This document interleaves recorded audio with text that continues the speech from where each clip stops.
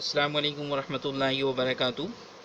आज जो है सेकंड लेक्चर जो है अकाउंटिंग जो है उसको आज डिस्कस करने जाएंगे। लास्ट क्लासेस में हमने अकाउंटिंग की जो है बेसिक चीज़ें जो है वो डिस्कस की थी। लैंग्वेज को डिस्कस किया था, बिज़नेस को डिस्कस किया था, फिर बिज़नेस की जो टाइप्स है उसको डिस्कस किया था। दो टाइप्स को हम डिस्कस कर चुके हैं ऑलरेडी।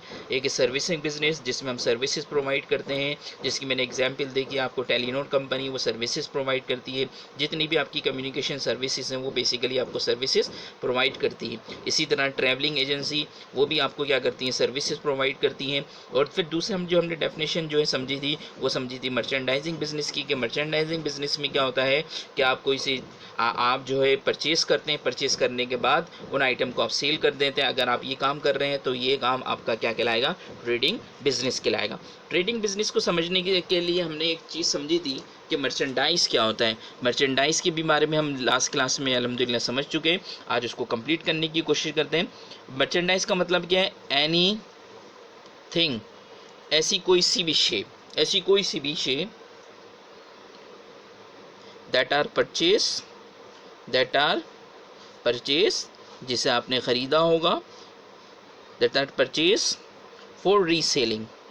रीसेल करने के लिए आपने कोई सी भी शे ख़रीदी, रीसेल करने के लिए आपने जो कुछ भी परचेज़ किया, वो थिंग, वो शे या वो चीज़ आपकी क्या कहलाएगी, मर्चेंडाइज कहलाएगी।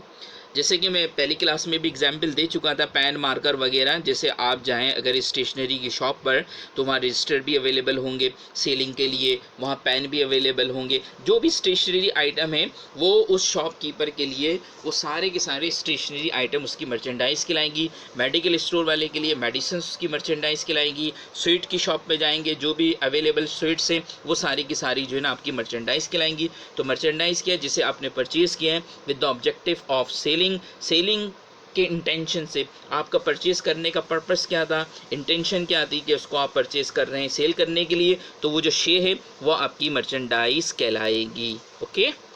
आज स्टूडेंट फिर जो तीसरी जो है डेफिनेशन, तीसरा जो बिजनेस है, जैसे आप कहते हैं मैन्युफैक्चरिंग बिजनेस। क्या नाम देते हैं हम उसे, manufacturing business.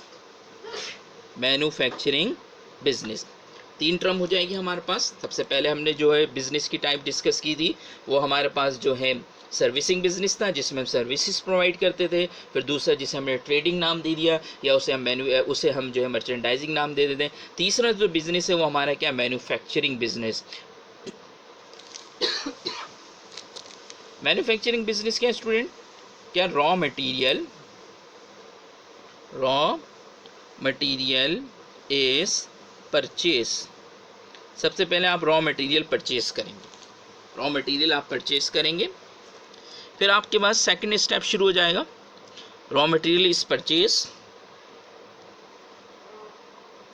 Converted into finish goods.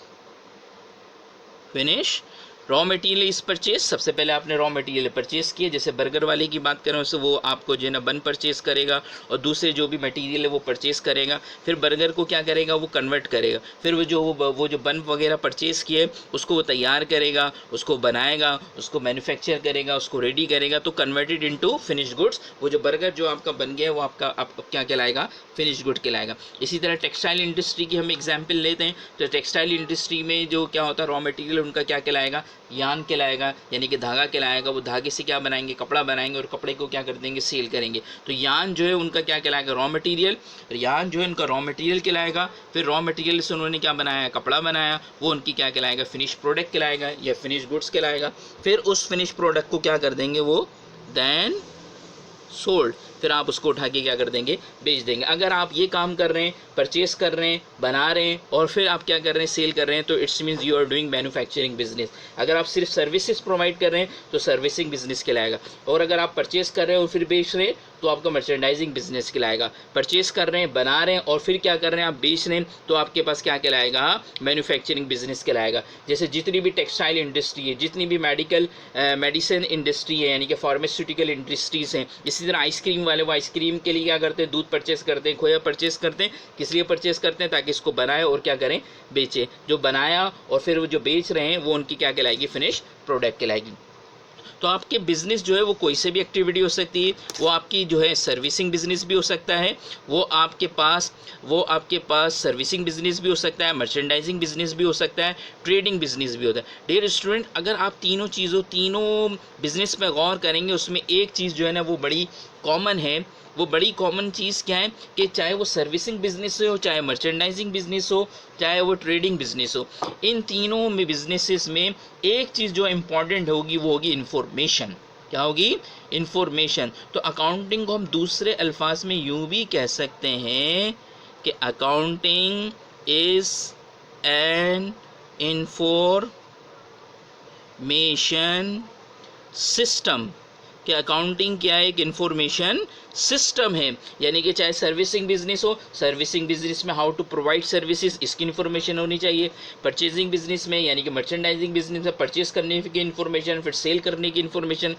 और इसी तरह जो आपके पास मैन्युफैक्चरिंग बिजनेस में परचेज करना है, फिर बनाना और फिर क्या करना है, बेचना है। तो कोई सा भी बिजनेस हो उसमें क्या होगी, इन्फॉर्मेशन होगी। अकाउंटिंग हमें ये बताती है कि बिजनेस के अंदर होने वाली जो भी एक्टिविटीज़ है, जो भी इवेंट्स हैं, उन इवेंट्स के अंदर क्या होगी, इन्फॉर्मेशन होगी। तो अकाउंटिंग की मदद से हम उन इन्फॉर्मेशन को क्या करेंगे, सबसे पहले करेंगे मेंटेन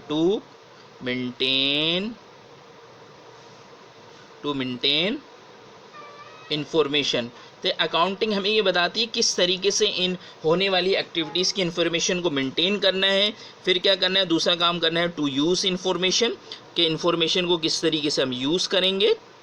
सही है। और तीसरा जो पार्ट है, नंबर 2 हो गया, ये नंबर 1 हो गया मेंटेन इन्फॉर्मेशन, फिर है टू यूज़ इन्फॉर्मेशन, और तीसरा आप बोल सकते हैं to communicate information, to communicate information, यानी कि इन्फॉर्मेशन को ट्रांसफ़र करेंगे। इन्फॉर्मेशन को मेंटेन कर रहे हैं, इन्फॉर्मेशन को यूज़ कर रहे हैं, इन्फॉर्मेशन को कम्युनिकेट कर रहे हैं। देखें, आपने डेफिनेशन क्या पढ़ी, accounting is the language of business. जब भी कोई एक्टिविटी बिजनेस होगी तो बिजनेस के अंदर क्या होगी, इन्फॉर्मेशन होगी। तो अकाउंटिंग की मदद से हम उन इन्फॉर्मेशन को मेंटेन करना सीखते हैं। ये हम क्लासेस में सीखेंगे, नेक्स्ट क्लासेस में, कि इन्फॉर्मेशन को मेंटेन किस तरह किया जाता है, हाउ टू मेंटेन इन्फॉर्मेशन, फिर इन्फॉर्मेशन को किस तरीके यूज़ किया जाएगा, फिर उन इन्फॉर्मेशन को आगे किस तरीके से कम्युनिकेट किया जाएगा। तो आई होप स्टूडेंट कि आपको बेसिक्स चीज़ समझ में आएगी कि अकाउंटिंग में दरअसल बेसिक काम क्या है, इन्फॉर्मेशन है। उस इन्फॉर्मेशन को आपको मेंटेन करना है। अब मेंटेन करने के बाद उस इन्फॉर्मेशन को यूज़ करना है और उस इन्फॉर्मेशन को आप कम्युनिकेट करना है। यानी कि आप इसको नाम दे सकते हैं फंक्शन ऑफ अकाउंटिंग। अकाउंटिंग में बेसिकली आपके पास 3 फंक्शन है। पहला जो फंक्शन है maintaining of information, using of information, communicating यानी कि प्रोवाइडिंग इन्फॉर्मेशन। तो नेक्स्ट क्लासेस में इंशाल्लाह जो है हम आगे की जो चीज़ें डिस्कस करेंगे कि किस तरीके से इन्फॉर्मेशन को मेंटेन किया जाएगा। ओके डियर स्टूडेंट, अल्लाह हाफिज़।